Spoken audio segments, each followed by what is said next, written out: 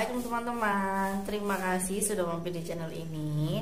Teman-teman, kali ini saya akan membahas terkait banyaknya pertanyaan tentang para peserta KPM PKH validasi 2021 yang sampai hari ini bantuan PKH-nya itu masih belum cair.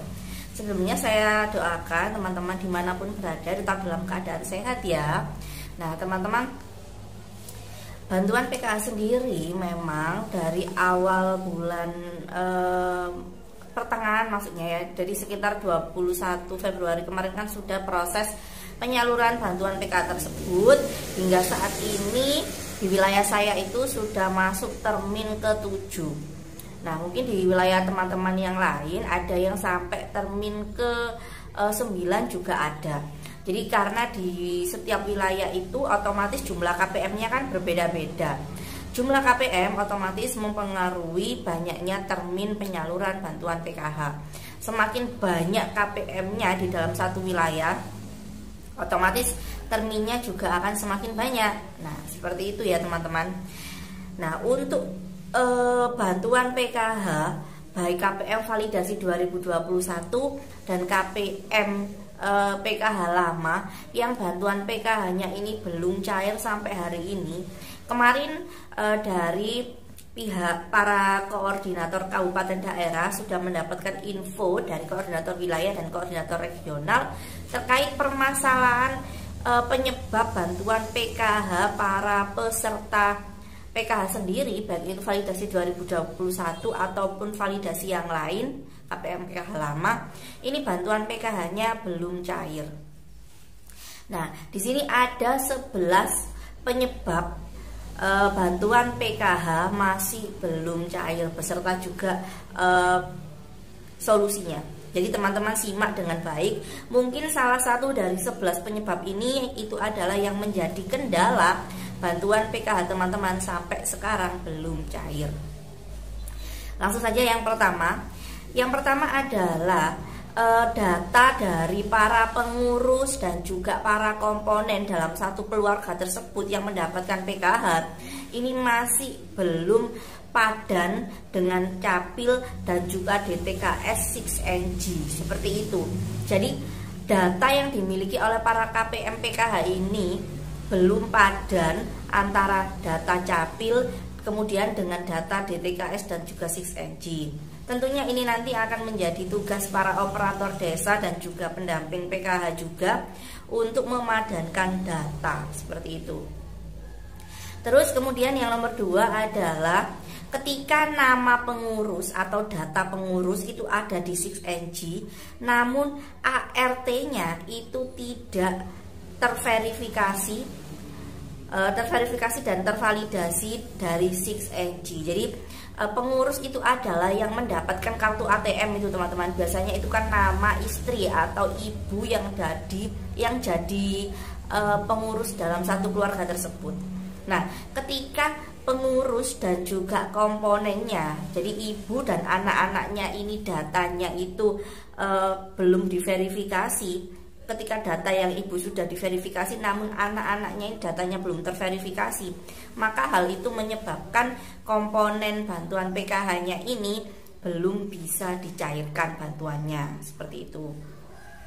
Nah nomor 3 ini kebalikannya. Ketika ART atau anggota rumah tangga, jadi ART itu anggota rumah tangga ya teman-teman, anggota rumah tangganya sudah ada di data 6NG, namun pengurusnya itu belum masuk verifikasi validasi 6NG. Ini juga tidak bisa cair bantuannya. Jadi selama data pengurus dan juga data ART-nya atau komponennya ini masih tercerai-berai, satunya sudah terverifikasi sedangkan yang lain belum, itu menyebabkan bantuan PKH tidak bisa cair. Terus yang nomor 4 adalah ketika pengurus itu sudah terverifikasi validasi, namun di keterangan 6NG ini dinyatakan tidak layak. Nah, jadi di 6NG itu teman-teman ada pilihan layak dan tidak layak atau mampu dan tidak mampu. Ketika data tersebut menunjukkan bahwa yang bersangkutan itu tidak layak mendapatkan bantuan PKH, maka data tersebut itu tidak bisa mencairkan bantuan PKH-nya, seperti itu. Terus kemudian yang nomor 5 adalah ketika data itu sudah padan dengan catatan sipil dan DTKS, namun data tersebut tidak padan di Dapodik. Dapodik itu adalah data tentang para peserta bantuan PKH yang ada di jenjang SD, SMP, dan SMA. Jadi data satuan pendidikannya. Nah, ini seringkali yang nomor 5 ini adalah penyebab ketika para peserta PKH itu hanya memiliki satu komponen saja, anak SMA kelas 3. Nah, tahun ini ternyata bantuan PKH tahap 1 untuk para peserta PKH yang memiliki komponen anak SMA kelas 3 itu tidak bisa cair. Banyak sekali yang tidak bisa cair, padahal anaknya masih bersekolah, namun yang bersangkutan itu sudah masuk kelas 3 SMA. Nah, ketidakpadanan data Dapodik untuk siswa-siswa SMA kelas 3 ini menyebabkan bantuan SMA kelas 3-nya itu tidak bisa cair. Ini banyak sekali terjadi di wilayah dampingan saya. Ternyata data tersebut, KPM saya ini tidak bisa cair bantuan PKH-nya karena anaknya ini statusnya adalah kelas 3 SMA dan datanya itu tidak padan dengan data Dapodik, seperti itu. Terus kemudian yang nomor 6 adalah ketika terjadi beda KK, beda kartu keluarga antara ART dan mengurus. Nah, ini seringkali ya teman-teman.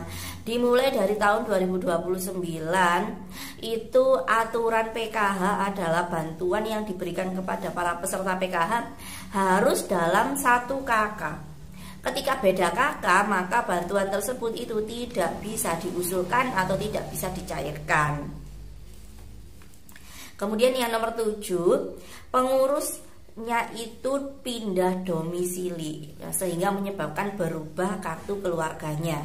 Nah, ini juga seringkali terjadi ketika para KPM PKH itu awalnya mendapatkan PKH itu di desa A misalnya, seperti itu. Kemudian mereka itu pindah domisili ke desa B.